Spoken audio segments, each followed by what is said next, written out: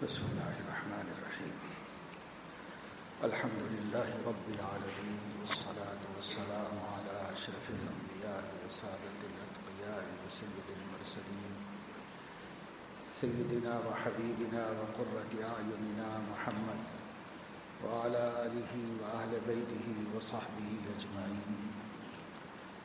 أما بعد، قال النبي صلى الله عليه وسلم: عليك بتلاوة القرآن فإنه ذكر لك في السماء ونور لك في الأرض، أو كما قال عليه الصلاة والسلام. سیدنا ابو ذر غفاری رضی اللہ تعالی عنہ نے حضور اکرم صلی اللہ علیہ وسلم سے عرض کیا تھا: مجھے کچھ خاص نصیحت فرما دیجیے، کوئی اچھی اور یاد رکھ کر عمل کر سکنے والی باتیں بیان فرما دیجیے. تو حضور علیہ الصلاۃ والسلام نے ان کو ایک بات یہ بتلائی تھی کہ تم اپنے اوپر اللہ کے خوف کو لازم کر لو، خوف خدا لازم کر لو، اس لیے کہ اس سے ہر کام بنتا ہے، اور تقویٰ کی زینت سے ہر کام مزین ہوتا ہے، خوبصورت ہوتا ہے، اللہ تعالیٰ کی بارگاہ میں قبولیت کے لائق ہوتا ہے. دوسری، جب یہ نصیحت کی تو انہوں نے حضور علیہ الصلاۃ والسلام سے عرض کیا: زدنی یا رسول اللہ، اے اللہ کے نبی اور کچھ نصیحت کیجیے. یہ ایک بات ہوئی، اس کو یاد رکھیں گے، اس پر ہم انشاءاللہ عمل کریں گے، لیکن اس کے علاوہ مزید کچھ فرمائیے. تو دوسری بات آپ نے یہ ارشاد فرمائی: علیک بتلاوت القرآن، تم اپنے اوپر قرآن کی تلاوت کو لازم کرو. قرآن کریم کی تلاوت، تلاوت کے معنی ہے پڑھنا.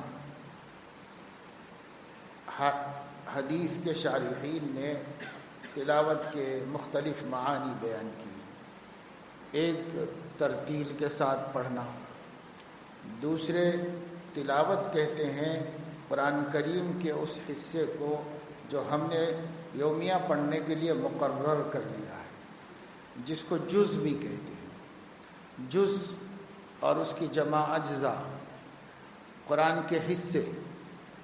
قرآن کریم کے مختلف حصے قرآن کریم سے بھی معلوم ہوتے ہیں.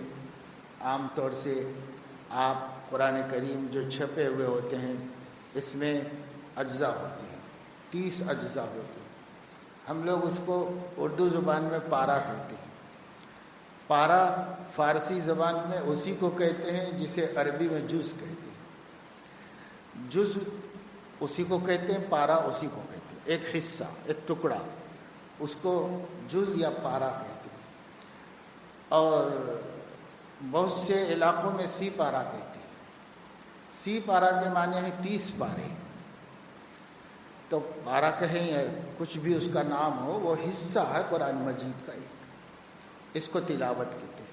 ایک حصہ قرآن مجید کا جس کو ہم نے پڑھنے کے لیے مختص کر دیا ہے.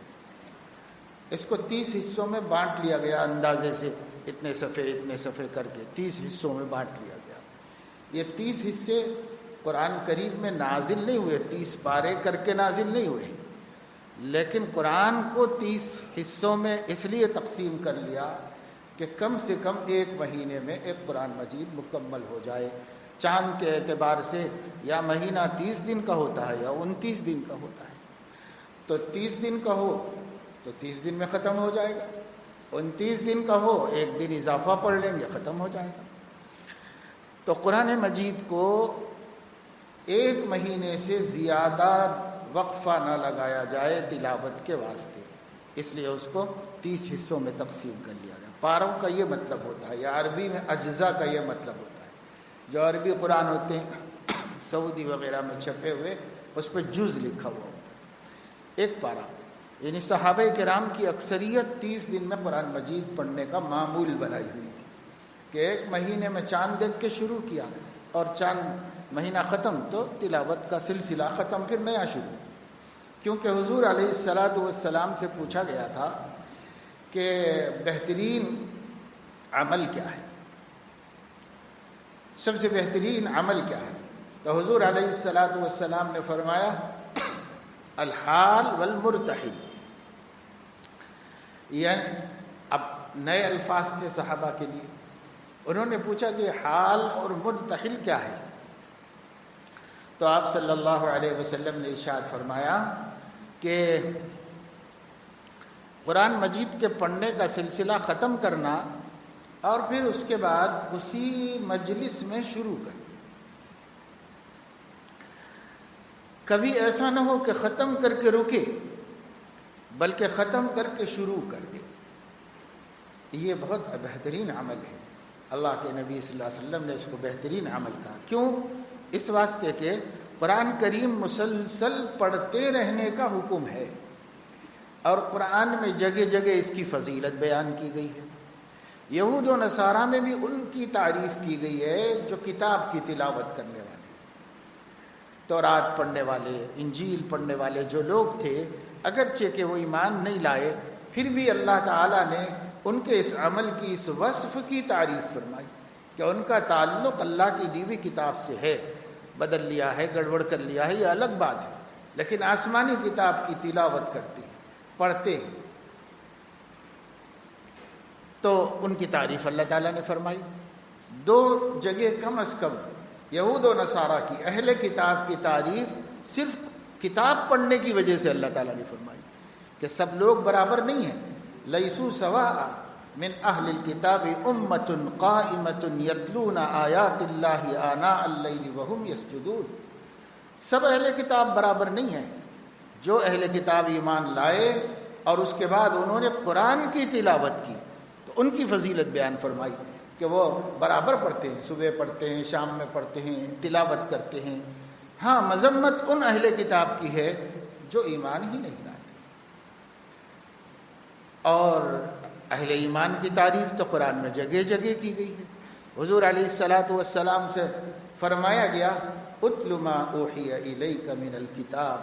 اے نبی صلی اللہ علیہ وسلم، آپ کو جو کتاب وحی کی گئی ہے آپ اس کی تلاوت کیجیے. ایک جگہ فرمایا گیا نیک لوگوں کی تعریف کرتے ہوئے یتلونا کتاب اللہ، اللہ تعالیٰ کی کتاب کی تلاوت کرتے ہیں.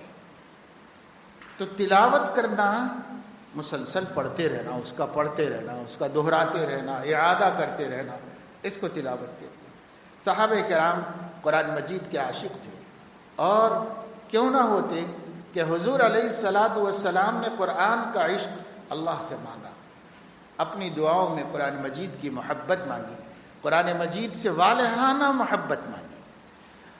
محبت کے حد سے تجاوز کر جانے کو عشق کہتے ہیں. والہانہ محبت اسی کو کہتے ہیں. ایک قسم کا غلبہ ہو جائے، اس کا ذہن کے اوپر طاری ہو جائے، دل پر مستولی ہو جائے، اس کو کہتے ہیں والہانہ محبت. حضور علیہ الصلاۃ والسلام نے اللہ سے عرض کیا کہ اللہ پاک اس کتاب کو میری بیماریوں کا علاج بنا دیجیے، قرآن عظیم کو میری فکروں کا حل بنا دیجیے، قرآن عظیم کو میری مصیبتوں کا مداوا بنا دیجیے، قرآن عظیم کی محبت کو میرے رگ و ریشے میں داخل فرما دیجیے، میرے گوشت کی نسوں میں اور میرے خون کے قطروں میں داخل فرما دیجیے. یہ محبت حضور علیہ الصلاۃ والسلام نے قرآن کریم کی اللہ سے مانگی، اپنی امت کو اس کی اہمیت بتانے کے واسطے.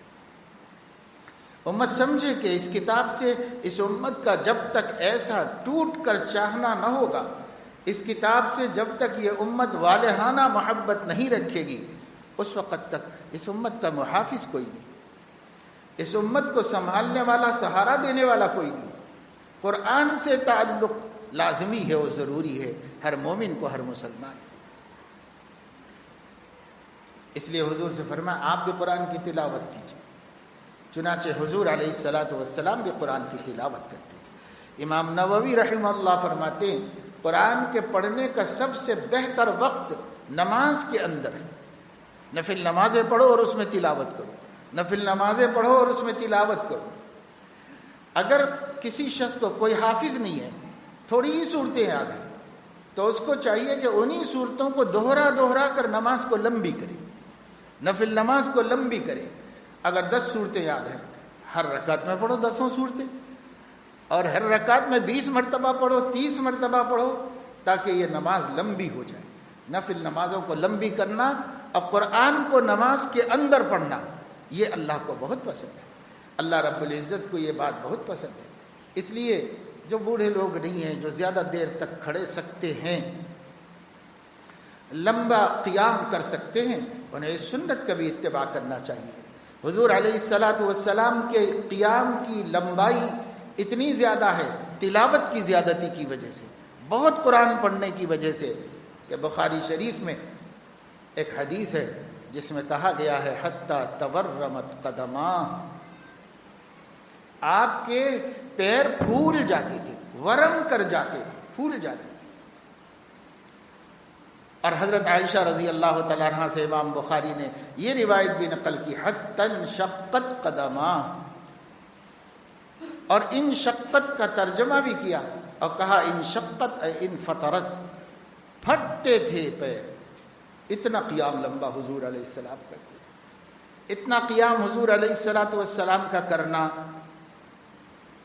حدیثوں سے ثابت ہے، بخاری شریف کی حدیث سے ثابت ہے۔ لیکن ہم کو بخاری شریف لڑنے کی حدیثوں کے لیے یاد ہے، بس ختم، آپس میں اختلاف کرنے، ایک دوسرے سے اونچا نیچا دکھانے کے واسطے بخاری شریف یاد ہے۔ باقی بخاری میں کتنی ہدایات ہیں، کیسی کیسی تعلیمات ہیں، کیسے کیسے احکام زندگی سے متعلق دیے گئے ہیں، اس سے اپنے کو تھوڑی کچھ لینا دینا ہے۔ دین مطلوب ہوتا تو پوری بخاری شریف پہ عمل کرے۔ دین مقصد نہیں ہمارا، نفسانیت مقصد ہے ہمارا۔ دین مقصد ہوتا تو کیسی کیسی تعلیمات بخاری میں موجود ہیں، اخلاق کی، تہذیب کی، ایک دوسرے کے حقوق کی، آپس میں محبت رکھنے کی، ماں باپ کی عزت کرنے کی، اولاد کی خدمت کرنے کی، ہزاروں حدیثیں ہیں بخاری شریف، زندگی کے ہر باب کی نمائندگی کرتی ہیں۔ یہاں یہ عمل کر، یہاں ایسے کرنا چاہیے، یہ کام ایسے کرنا چاہیے، یہ کام ایسے۔ تو دیکھیے نوافل کی کثرت اور قرآن کی تلاوت کے بارے میں امام بخاری نے کتنی حدیثیں نقل کی، قرآن کے فضائل میں کتنی حدیثیں نقل فرمائی، اور انہی فضائل قرآن میں یہ بتایا کہ قرآن کریم نمازوں میں زیادہ سے زیادہ پڑھو۔ بہت سی نمازیں ہم جتنا ہو سکے مختصر پڑھتے ہیں، جتنا ہو سکے نماز نفل سنت مختصر پڑھتے ہیں، حالانکہ فرض نماز مختصر یعنی سنت والی قرأت کے ساتھ پڑھنا چاہیے، باقی نفل نمازیں لمبی ہونی چاہیے۔ کام ہو تو الگ بات ہے کہ بھائی آدمی مصروف ہے، مصروفیت کی وجہ سے زیادہ وقت نہیں لگا سکتا، تو چلو سنت کے مطابق پڑھ لو، پر اتنی جلدی نہیں کرو کہ رکوع سجدہ کم ہو جائے، اتنی جلدی نہیں کرو رکوع سجدہ۔ بخاری شریف ہی میں حدیث ہے کہ حضور علیہ السلام کبھی لمبی نماز پڑھانا چاہتے لیکن مختصر سی کر دیتے۔ وہاں پر شارحین حدیث نے بتلایا کہ مختصر کرنے کا ہرگز یہ مطلب نہیں ہے کہ رکوع سجدے کو مختصر کرتے تھے، رکوع سجدہ مختصر نہیں کرتے تھے، بلکہ قرأت میں کمی کر دیتے تھے۔ آپ پڑھانا چاہتے تھے مفصلات، قرآن کریم کی آخر کی بڑی بڑی صورتیں، فجر میں بڑی بڑی صورتیں پڑھتے تھے، وہ پڑھانا چاہتے تھے، ان کو مفصلات کہتے ہیں۔ لیکن کبھی قل هو اللہ قل اعوذ برب الفلق پڑھا دیا اس واسطے کہ آپ کو بچے کے رونے کی آواز آئی، تو آپ نے قل هو اللہ قل اعوذ برب الفلق پڑھا دیا۔ لیکن جب بھی مختصر کرتے، اسی طرح حدیث میں ہے کہ فجر کی سنتیں بہت جلدی پڑھتے تھے حضور علیہ السلام، فجر کی سنتوں کو لمبا نہیں کرتے تھے، کیونکہ لمبی تہجد پڑھ چکے ہوتے تھے۔ اس کے بعد آپ کو فجر کی 2 رکعت پڑھنی ہوتی تھی، اور تہجد سے پہلے 2 رکعتیں پڑھتے تھے نشاط پیدا کرنے کے لیے، شیطان کے اثر کو دور کرنے کے لیے، کیونکہ شیطان اثر ڈالتا ہے رات میں جب اٹھنے کا وقت ہوتا ہے تب۔ تو حضور علیہ السلام نے فرمایا جو اٹھ گیا، یہ بھی بخاری شریف میں حدیث ہے، جو اٹھ گیا اور ذکر کر لیا تو ایک گھیٹی کھل جاتی ہے جو شیطان نے اس میں پھونک مار کے لگا دی تھی، ایک گھیٹی کھل جاتی ہے۔ بعض لوگ کہتے ہیں کہ صاحب ہر کسی کے سر میں بال ہی نہیں ہوتے تو گھیٹی کس میں لگاتا ہے، بعض لوگ بال رکھتے ہی نہیں سر میں، تو گھیٹی کب؟ اس کا جواب علماء نے یہ دیا ہے کہ گھیٹی لگانے کی بات کہی ہے، سر میں ہی لگانے کی بات نہیں کہی۔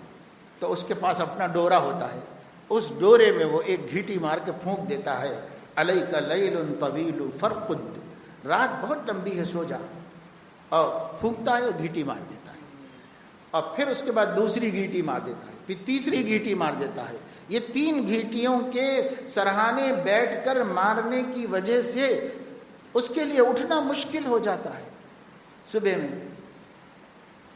تو حضور علیہ الصلوۃ والسلام نے فرمایا کہ جو اٹھ گیا اور اٹھ کر فوراً ذکر کر لیا، نیند میں سے اٹھنے کے بعد اللہ کا ذکر کرنا سنت ہے، اٹھا اور اللہ کا ذکر کر لیا، تو جیسے ہی ذکر کر لیا تو فرمایا ایک گھیٹی کھل گئی، اور اس کے اوپر جو اس نے سستی کا منتر پڑا تھا وہ 1/3 ختم ہو گیا۔ اس کے بعد وضو بنا لیا تو دوسری گھیٹی کھل گئی اور 2/3 سستی ختم ہو گئی اس کی۔ پھر اس کے بعد اس نے ہلکی سی 2 رکعتیں پڑھ لی۔ یہ 2 رکعتیں ہمارے نبی بھی ہلکی سی پڑھتے تھے، بہت مختصر۔ یہ 2 رکعتیں یہ گھیٹی کھلنے کے لیے پڑھتے تھے، اگرچہ کہ شیطان کا زور نبی پہ نہیں چلتا، لیکن نبی اپنے عمل سے امت کو ان کے نفع کی بات بتاتے ہیں، ان کے نفع کی بات بتاتے ہیں۔ امت کیسے نکالے اس مصیبت کو، تو طریقہ بتایا، زبان سے بھی بتایا، عمل سے بھی بتایا حضور علیہ السلام۔ تو جب 2 رکعت پڑھ لی تو تیسری گھیٹی بھی کھل گئی۔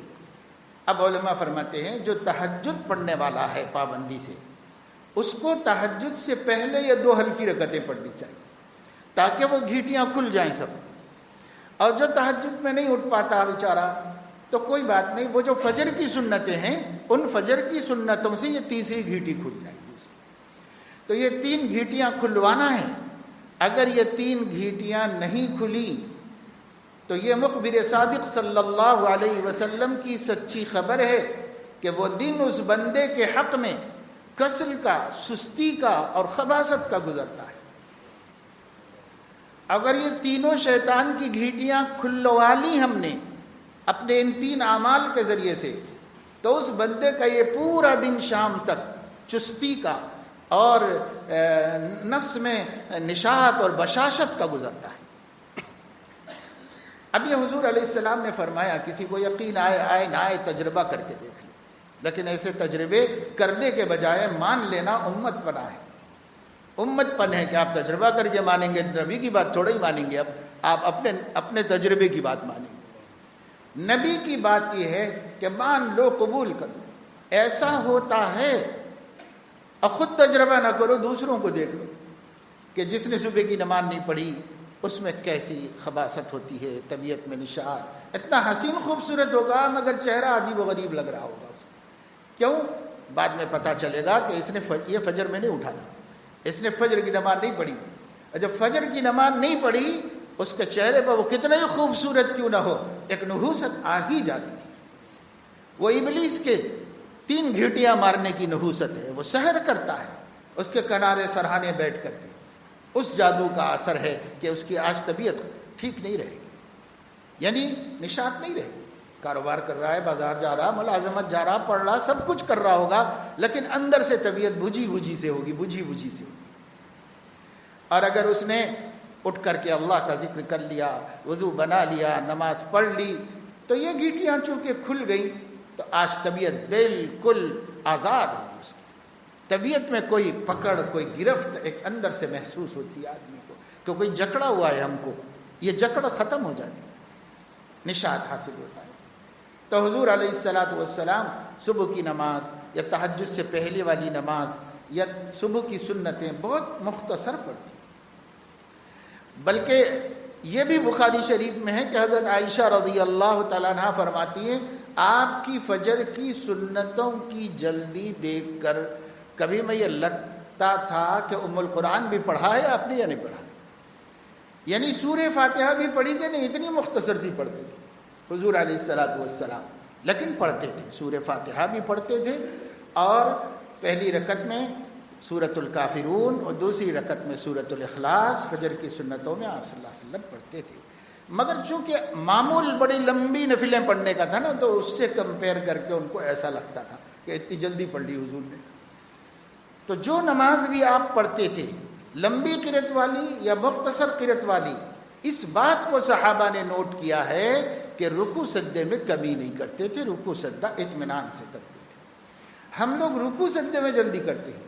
بہت سے لوگ ایک سجدے میں سے اٹھ کے دوسرے سجدے میں جاتے تو ایسا لگتا ہے کہ دو نہیں کیے ایک ہی کیا، اتنی جلدی کرتے۔ اتنی جلدی نہیں، اطمینان سے بیٹھ جانا۔ اطمینان سے بیٹھ جانے کی تعریف حدیث میں یہ آئی ہے کہ جو فقرے ہیں، فقرہ کہتے ہیں ریڑھ کی ہڈی کے ایک ایک ٹکڑے، ریڑھ کی ہڈی جوائنٹوں سے بنی ہوئی ہے، چھوٹے چھوٹے ٹکڑوں سے، اس کو فقرہ کہتے ہیں عربی میں۔ فقار پر سیدھے ہو جائیں، اس کو کہتے بیٹھنا عربی میں۔ تو دو سجدوں کے درمیان میں اتنا سیدھا بیٹھنا کہ ریڑھ کی ہڈی نیچے سے لے کے اوپر تک کی سیدھی ہو جائے ہڈیاں، اور اگر وہ ابھی جھکی ہوئی حالت میں ہے تو اس کو بیٹھنا نہیں کہتے، اور یہ تعدیل ارکان کے خلاف ہے۔ بعض ائمہ کے ہاں ایسی نماز ہوتی ہی نہیں سرے سے، کیونکہ فرض ہے سیدھے بیٹھ جانا۔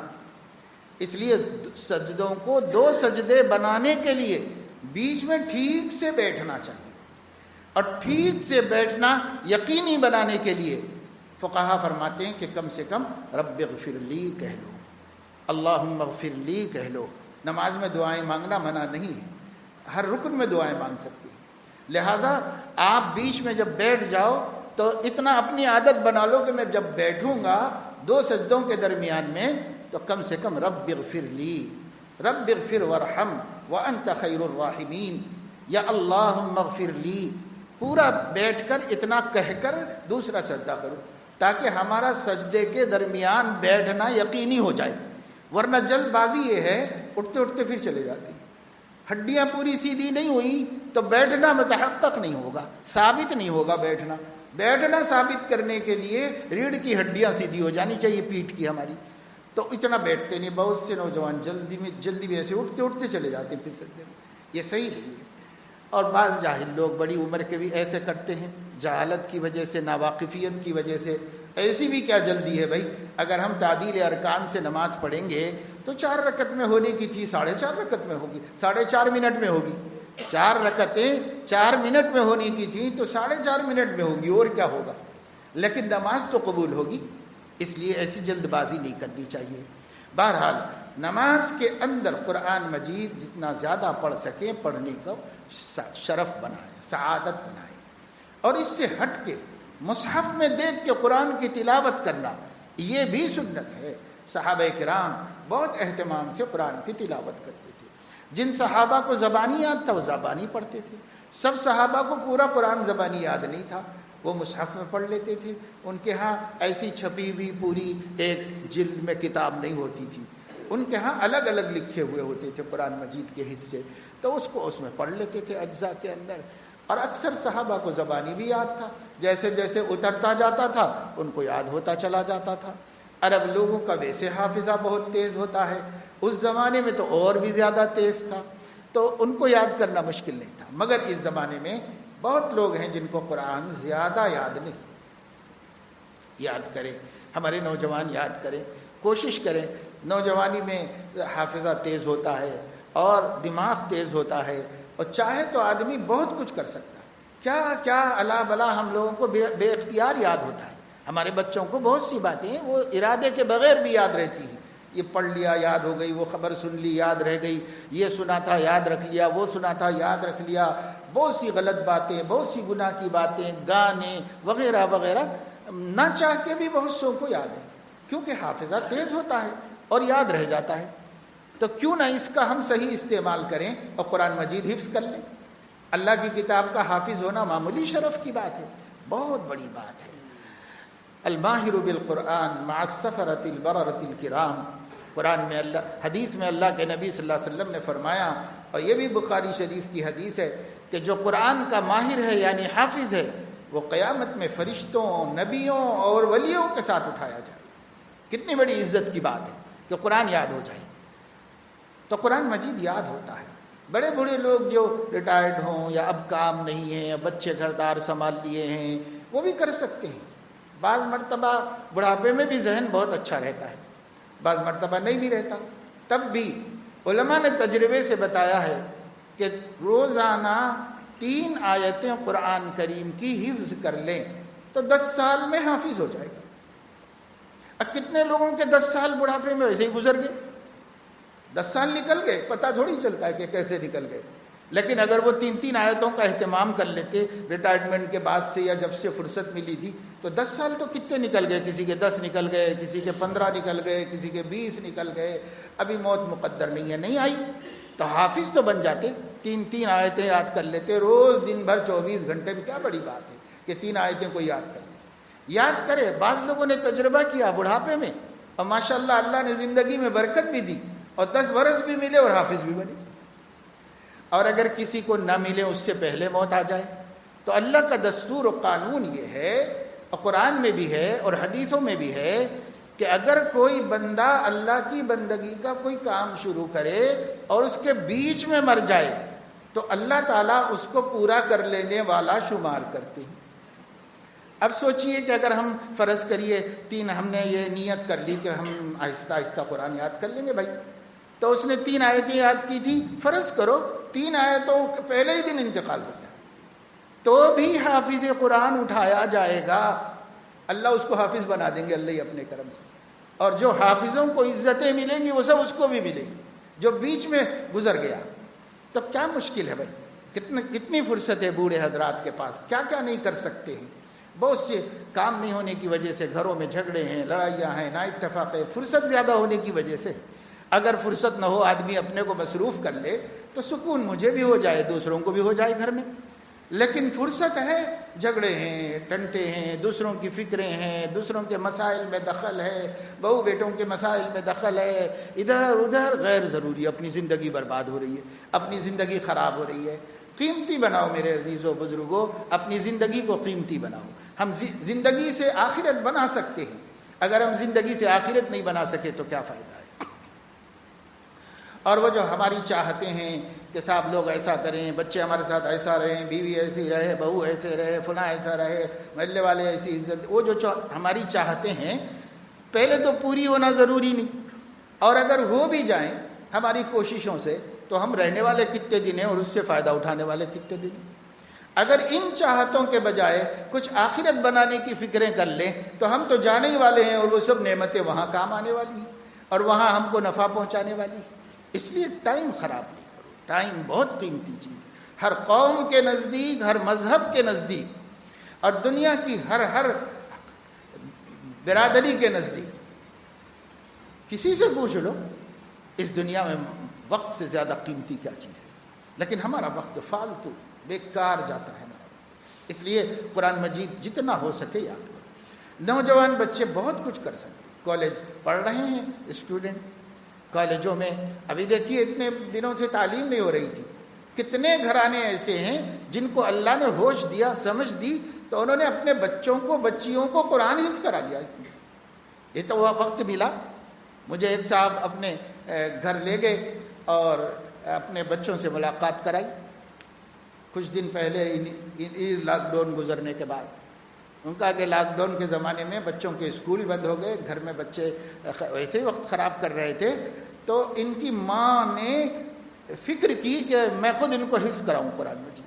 ان کو قرآن پڑھانا آتا تھا، ماں نے بچوں کو لے کے بیٹھے، بھائی کے بچوں کو، بہن کے بچوں کو، اپنے سب تقریباً 8-9 بچے تھے چھوٹے چھوٹے، سب سے انہوں نے ملاقات کرائی، سب سے تھوڑا تھوڑا میرے سن کے دیکھا قرآن مجید۔ کسی نے 3 پارے حفظ کر لیے، کسی نے 5 پارے حفظ کر لیے، کسی کی منزل ختم ہو گئی۔ یہ ماں نے اپنے بچوں کا وقت وصول کر لیا، اپنے بچوں کے وقت کو ضائع ہونے سے بچا لیا۔ لیکن کتنی ہیں وہ، ڈھونڈو تو چند ملیں گی ایسی مائیں جن کو اتنی فکر تھی، لیکن اپنے گھروں میں کتنے لوگوں نے وقت خراب کیا ہے۔ بچے گناہوں کے عادی ہو گئے، بچے فضولیات کے عادی ہو گئے، لیکن ہم ان کے رخ کو سیدھا نہیں کر سکے، ہم ان کے وقت کا صحیح استعمال نہیں کر سکے، ہم ان کو اللہ کی طرف رجوع کرنے اور اس وقت سے فرصت سے فائدہ اٹھا کے نبی کی معرفت، قرآن کی عزت و عظمت سکھانے میں کامیاب نہیں ہو سکے۔ وجہ اس کی ہے اپنے ہی دل میں نہیں ہے عظمت، تو دوسروں کو کیا سکھائیں گے ہم؟ اپنے ہی دل میں نہیں ہے تو اپنے بچوں کو ہم کیا سکھائیں گے؟ اس لیے نوجوان بچوں کو بھی چاہیے کہ وہ سائڈ میں قرآن مجید حفظ کریں۔ آپ کالج پڑھو، محنت سے پڑھو، اچھا پڑھو، اب نام بناؤ۔ ہم ایک نبی کی نسبت رکھتے ہیں، ہم تعلیم چھوڑنے والے اور آوارہ پھرنے والے، یہ کوئی ہمارے نبی کی عزت ہے کیا؟ کسی بھی قوم کی جن عادتوں سے اس قوم کے بڑے خاندان والے یا اس قوم کے نبی بدنام ہوتے ہوں، وہ اپنے لیے اچھے کام نہیں، ہمیں ان کاموں میں نہیں لگنا چاہیے۔ وہ کام کریں جس سے ہمارے نبی کی عزت ہو جائے، بڑھ جائے۔ وہ ہم کی عزت ہم بڑھا نہیں سکتے، اللہ نے بہت بڑا رکھی ہے، وَرَفَعْنَا لَكَ ذِكْرَكَ، لیکن ہم نسبت کے ذریعے سے بدنام کرنے والے تو نہ ہو جائیں۔ اس لیے ہم نیک نام کریں۔ اس لیے اگر نوجوان کوشش کریں کہ صاحب وہ اچھی طرح محنت کر کے پڑھیں گے اور سائڈ میں کوئی وقت مقرر کر کے قرآن حفظ کریں گے تو کوئی بڑی بات نہیں۔ کتنے بچوں نے کوشش کی، ماشاءاللہ وہ گریجویشن بھی کر لیا، حافظ بھی بن گئے، ان کی اپنی فکر سے۔ بہت سے ان کو ماں باپ نے بنوایا۔ بہت سے ایسے بچوں کو میں جانتا ہوں جن کے ماں باپ کو تو شعور بھی نہیں ہوا، لیکن اس بندے کے دل میں آیا کہ مجھے حافظ قرآن بننا چاہیے۔ اپنی اسٹڈی بھی کرتا رہا، اچھا پڑھتا رہا، اچھا کامیاب ہوتا رہا، سائڈ میں حفظ کرنا شروع کیا، اور ادھر یہ بھی ختم اور ادھر حفظ بھی مکمل قرآن مجید کا۔ سعادت ہے نا، آخرت کی سعادت ہے، اسے کیوں چھوڑا جائے؟ نور لک فی الارض وذخر لک فی السماء۔ حضور حضرت ابوذر سے کہہ رہے ہیں کہ دیکھو یہ تمہارے لیے دنیا میں دنیا کا نور ہے، آخرت کا ذخیرہ ہے۔ قرآن پڑھا کرو، قرآن کی تلاوت کیا کرو، علیک بتلاوت القرآن، قرآن کی تلاوت کرو۔ یہ قرآن پڑھنا اس دنیا کی زندگی میں روشنی ہے اور آخرت میں یہ ذخیرہ ہے، یعنی اس سے ہم کامیابی حاصل کریں، یہ دولت کام آئے گی آخرت میں۔ یہ حضور علیہ السلام نے ان کو دوسری وصیت نصیحت فرمائی۔ ہمیں ان نصیحتوں کو باقی کیوں رکھا؟ صحابہ نے باقی رکھا، محدثین نے کتابوں میں نقل کیا، محفوظ رکھا۔ کیوں؟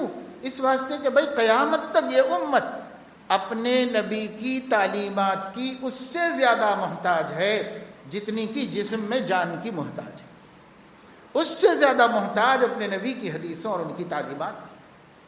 تو حضور علیہ السلام نے یہ فرمایا، علیک بتلاوت القرآن فإنہ ذخر لک فی السماء ونور لک فی الارض۔ زمین میں تمہارا نور ہے، روشنی ہے، اور آسمان میں تمہارا ذخیرہ ہے، دولت ہے، قرآن کی تلاوت۔ تو صحابہ کرتے تھے، اولیاء کرتے تھے، انبیاء کرتے تھے، ازواج مطہرات رات رات بھر نفلوں میں قرآن کریم کی تلاوت کیا کرتی تھی۔ حضور علیہ السلام کے بعد ازواج مطہرات نکاح تو نہیں کر سکتی تھی، اس لیے ازواج مطہرات میں سے کسی نے بھی نکاح نہیں کیا۔ آپ دنیا سے تشریف لے گئے تو 9 بیویاں چھوڑ کے گئے دنیا سے، تھوڑے تھوڑے وقفے سے ایک کا انتقال ہوا، لیکن اچھی خاصی عمریں انہوں نے پائی حضور علیہ السلام کے بعد۔ 50 برس تک سلسلہ چلتا رہا۔ وہ لوگ دنیا میں موجود رہے، وہ نکاح بھی نہیں کر سکتی تھی، انہوں نے اپنے گھروں میں رہ کر نبی کے دین کو پھیلایا اور قرآن کی تلاوت کی۔ اللہ تعالیٰ نے ان سے فرمایا تھا، قرن فی بیوتکن ولا تبرجن تبرج الجاہلیۃ الاولی واقمن الصلاۃ وآتین الزکاۃ واطعن اللہ ورسولہ۔ اور اللہ تعالیٰ نے ان کو یہ حکم دیا تھا، واذکرن ما یتلی فی بیوتکن من آیات اللہ والحکمہ، اپنے گھر میں قرآن کریم کی تعلیم اور نبی کریم صلی اللہ علیہ وسلم کی تعلیمات کی تلاوت کرتے رہو۔ تو وہ 2 ہی کام کرتے تھے ازواج مطہرات، ایک قرآن مجید پڑھنا اور دوسرے حضور علیہ السلام کی تعلیمات کی تبلیغ کرنا۔ گھر میں رہتی تھی، لوگ آتے تھے، پوچھتے تھے، کئی احکام ایسے ملتے ہیں احادیث شریفہ میں جو حضرت عمر رضی اللہ تعالیٰ عنہ، حضرت عبداللہ ابن عباس رضی اللہ عنہما، حضرت علی رضی اللہ تعالیٰ عنہ، ان حضرات کو سمجھنے میں دشواری پیش آئی تو وہ ازواج مطہرات کیا حدیث، ایک حدیث میں کہ سمجھنے کے سلسلے میں دشواری پیش آئی، حضرت عبداللہ ابن عباس رضی اللہ عنہما نے بھیجا، بخاری شریف میں ہے، حضرت عائشہ سے پوچھ کے آؤ، حضرت عائشہ سے پوچھو، وہ صحیح بات بتا سکتی ہیں۔ چنانچہ حضرت عائشہ رضی اللہ تعالیٰ عنہ کے پاس بھیجا گیا۔ حضرت عائشہ رضی اللہ تعالیٰ عنہ نے بھی اس مسئلے میں یہ فرمایا کہ آپ لوگ ام سلمہ کے پاس چلے جاؤ، وہ زیادہ بہتر بتا سکیں گی یہ مسئلہ، کیونکہ ان کے گھر میں پیش آیا ہے، اس لیے وہ زیادہ بہتر بتا سکیں گی، ان کے پاس چلے جاؤ۔ انہوں نے ان کے پاس بھیجا، پھر انہوں نے بتایا، پھر حضرت عبداللہ ابن عباس کی درسگاہ میں واپس آئے یہ لوگ اور انہوں نے آ کر سنایا، پھر اس کو سامنے رکھ کر حضرت ابن عباس نے مسئلہ بتایا۔ تو ازواج مطہرات کیسی مصروفیت تھی ان لوگوں کی، پیاری مصروفیت، قرآن پڑھنے کی، نبی پاک صلی اللہ علیہ وسلم کی تعلیمات کو عام کرنے کی، یہ مصروفیت تھی ان لوگوں کی۔ یہ مصروفیات اپنی آخرت کے اعتبار سے بہتر ہونی چاہیے۔ خلاصہ یہ ہے کہ قرآن کریم اچھا پڑھنا سیکھیے اور خوب پڑھیے، اور ہمارے نوجوان دل پہ لے لیں کہ مجھے حافظ بننا ہے، انشاءاللہ وہ بن جائیں گے، اللہ آسانی سے بنائے گا۔ قرآن بہت آسان ہے یاد کرنے کے اعتبار سے، وَلَقَدْ يَسَّرْنَا الْقُرْآنَ لِلذِّكْرِ، یقیناً ہم نے آسان کیا ہے اس کو یاد کرنے کے اعتبار سے۔ فَهَلْ مِن مُدَّكِرٍ، ہے کوئی اس کو یاد کرنے والا یا نصیحت قبول کرنے والا؟ دونوں معنی ہیں مذکر کے، نصیحت قبول کرنے والا یا اس کو بائی ہارٹ کرنے والا، یاد کرنے والا، دو ترجمے ہیں اس کے۔ دونوں اعتبار سے اللہ تعالیٰ کا چیلنج ہے کوئی بھائی قرآن کا حفظ کرنے والا؟ ہے کوئی ہمت کرنے والا؟ اللہ تعالیٰ پکار رہے ہیں، آواز دے رہے ہیں۔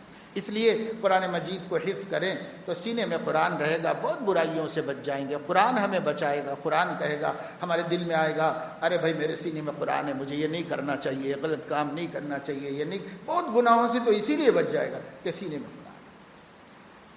لیکن کبھی غفلت ہوتی ہے تو آدمی کر بھی بیٹھتا ہے، مگر یہ عزت رکھنا چاہیے۔ قرآن کی عزت کا تقاضا یہی ہے کہ قرآن اپنے سینے میں ہے تو ہر گناہ سے بچو، بہت دور رہو قرآن سے۔ حدیث پاک میں آیا ہے، حافظ قرآن کو زیب نہیں دیتا کہ کسی جھگڑا کرنے والے سے جھگڑا کر لے، یہاں صرف جھگڑا کرنے کو بھی زیب نہیں دیتا کہا، معصیت اور گناہ کرنا کیسے زیب دے سکتا ہے؟ اس لیے قرآن مجید کو حفظ کرے آدمی اسی نیت سے کرے کہ میں گناہوں سے بچ جاؤں، میں اللہ کا پیارا اور محبوب ہو جاؤں، کیونکہ حدیث میں ہے کہ اہل القرآن ہم اہل اللہ و خاصتہ، قرآن کو زیادہ پڑھنے والے ہی قرآن والے ہیں اور اللہ کے خواص ہیں، اللہ کے پیارے اور نزدیک لوگوں میں شمار ہوتا ہے قرآن کثرت سے پڑھنے والوں کا۔ قرآن کثرت سے پڑھنا چاہیے۔ ایک دفعہ ہم سفر میں کے دوران ایک چھوٹے سے گاؤں سے گزرے، بہت چھوٹا سا گاؤں تھا، اس گاؤں سے کسی اور جگہ جانا تھا تو اس گاؤں میں سے گزرے، وہاں مسجد نظر آئی، پرانے زمانے کی بنی ہوئی پرانی سی مسجد، تو وہاں ہم رکے مسجد کو دیکھنے کے لیے، تو چھوٹی سی مسجد پرانے زمانے کی ہے۔ اندر گئے تو دیکھا کہ ایک بوڑھے آدمی تھے اور ان کے سامنے رحل پر قرآن مجید رکھا ہوا تھا اور وہ قرآن مجید کی تلاوت کر رہے۔ چھوٹا سا گاؤں، بالکل اس چھوٹے سے گاؤں میں ایک اللہ کا بندہ بیٹھا ہوا قرآن مجید لے کے قرآن مجید کی تلاوت کر رہا تھا۔ گاؤں کے ایک صاحب ملے تو ہم نے کہا کہ یہ کیا امام صاحب ہیں؟ تو کہا امام صاحب نہیں ہیں، ہمارے دادا جان ہیں، یہ روزانہ قرآن مجید ایک منزل پڑھتے ہیں، روز مسجد میں بیٹھتے ہیں قرآن کی تلاوت کرتے ہیں۔ بڑھاپے کا مصرف کیا ہے؟ بڑھاپے کی مشغولیت کیا ہے؟ اللہ کی کتاب پڑھو، اس سے اچھی کیا مشغولیت ہے؟ یہ بیچارے گاؤں کے بڑے میاں کو کاشتکار آدمی، کاشتکار گھرانے کا بوڑھا آدمی، لیکن ماشاءاللہ قرآن کی تلاوت روز کر رہے ہیں، روز کر رہے ہیں۔ ہمیں کیا توفیق ہوتی ہے قرآن مجید؟ تو یہ جو 30 پارے ہیں 30 دنوں میں ختم کرنے کی سہولت کے واسطے، اور جو 7 منزلیں ہیں ہفتے میں ایک مرتبہ ختم کر دینے کی سہولت کے واسطے ہیں۔ ہر ہفتہ شروع کرو، کوئی ایک دن جمعے کو شروع کر دو، جمعے پہ آ کے ختم ہو جائے گا، جمعرات پہ آ کے ختم ہو جائے گا۔ ایک منزل پڑھ، روز ایک منزل۔ آج بھی ہیں اللہ کے بندے روز ایک منزل پڑھتے ہیں قرآن، اس سے کم نہیں پڑھتے، روز ایک منزل پڑھتے ہیں، اور ہفتے میں ایک، مہینے میں 4 قرآن۔ اللہ فرما رہے نا، پڑھو پڑھو پڑھو، قرآن پڑھنے والے میرے پیارے لوگ ہیں۔ حدیث پاک میں آتا ہے جب بندہ قرآن پڑھتا ہے اللہ دھیان دے کے سنتا ہے بندے کے قرآن، اللہ پاک ہمارے سامعین میں ہو جاتے ہیں، ہمارا قرآن پڑھنا اللہ پاک سنتے ہیں۔ اور حدیث پاک میں آتا ہے جس کو قرآن مجید کی تلاوت دعائیں مانگنے کی فرصت نہ دے تو جتنی اچھی باتیں دوسرے مانگ رہے ہیں بنا مانگے اللہ قرآن پڑھنے والے کو عطا فرمائے۔ یہ ایسی پیاری مشغولیت ہے۔ بہرحال پہلی نصیحت یہ فرمائی کہ اللہ کے تقوی کو اپنے اوپر لازم کر لو۔ دوسری نصیحت یہ فرمائی قرآن کی تلاوت کو اپنے اوپر لازم کر لو۔ اللہ پاک اپنے کرم سے ہم سب کو توفیق عمل نصیب فرمائے۔